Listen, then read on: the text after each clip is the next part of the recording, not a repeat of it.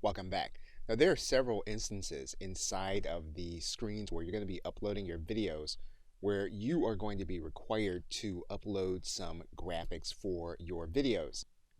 And you may want to have some of these graphics created. So this video is going to detail the graphics you're going to need for your account. So to create the necessary artwork, when you are creating episodes or episodic videos, you are going to need seasonal art. And those are going to require some specific aspects to the graphics. You're going to need a widescreen aspect. You're going to need a 1920 by 1080 photo to appear correctly, and it can be JPEG or PNG. Now, there is key art that you'll need to create that is also a 4 by 3 aspect ratio. That'll need to be 1600 by 1200, JPEG or PNG. And there is an optional file that you'll want to upload that's a 16 by 9 aspect ratio. It's 1920 by 1080, JPEG or PNG, and this is going to be a background image. It's only going to appear on the devices in order to convey mood. And you'll see the request for the 3 of these when you are uploading your image. You'll see one here in the key art area as well as the background image.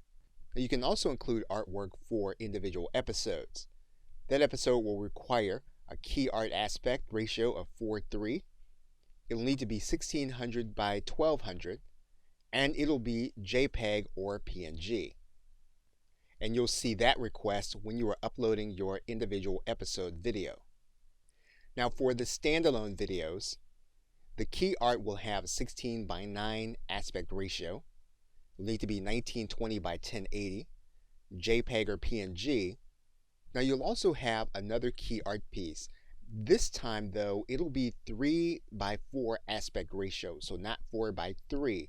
That means then that the art will be 1200 by 1600. And again, you want to pay attention to that. It's a little different than the other size. That'll also need to be JPEG or PNG. Now, there's also space for a background image, and it'll need to be 1920 by 1080, JPEG or PNG, and once again, it's going to be optional because it's only designed to convey mood on certain devices. And you'll see that here in the standalone upload section, where the second key art piece is 3 by 4.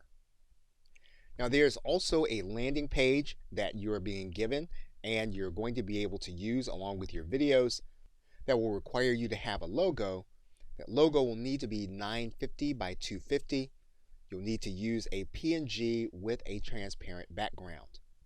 You're also going to have a background image that will need to be 3000 by 600, as well as another background image which is 1920 by 720.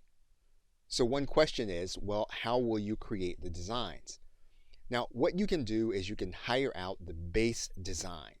You can hire those designs out on Fiverr or the Warrior Forum in the Warriors for Hire section. Now, when you do hire out these graphics, you want to make sure that you ask for the PSD file. In some cases, the designer may ask you for additional funds to do that, and it's actually going to be worth it for you to get those PSD files because you will then be able to adapt them and brand them for future designs when you do more videos. And you'll be able to keep a consistent design across all of your videos. Now, to do this, you are going to need some graphic editing skill, not a lot, but a minimal amount, and you'll need some kind of graphics editing application, something like Photoshop or an equivalent one. Now, another way for you to create the designs is to manipulate existing designs. You can use private label rights content where you have PSD files or graphics already, and you can change those designs to reflect your videos. If you have some kind of graphic design software or application, this will be fairly easy. What you'll need to do is you'll need to use the flat PSD graphic, and by using that graphic, you'll be able to manipulate the design for the different sizes. Of course, you can also use a design program like Canva where you can do the design yourself from scratch.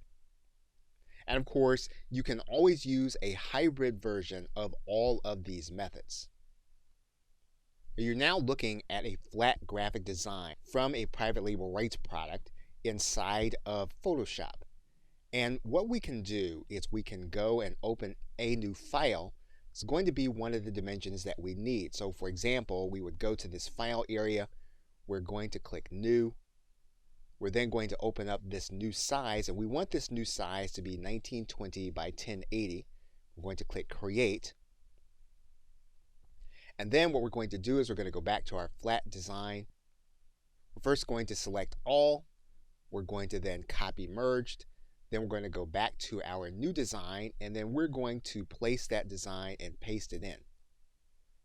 Now this is a 1920 by 1080 image, and so we want this design to be able to fit what we're trying to do. Now, when you have a PSD file, you can manipulate the size of this file without losing the proportions of the graphics and the text on the design.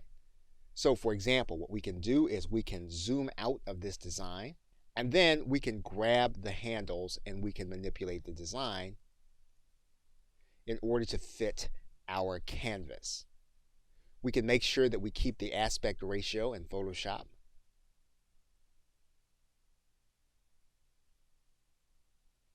And once we have our design the way we want, all we're going to do is we're then going to click this button. We're going to apply the design, and you'll notice then that it'll actually clear up. We can then save this design as a new file, and we can save it as a new file in the format that we want. So if we want to use JPEG or we want to use PNG, we can do that.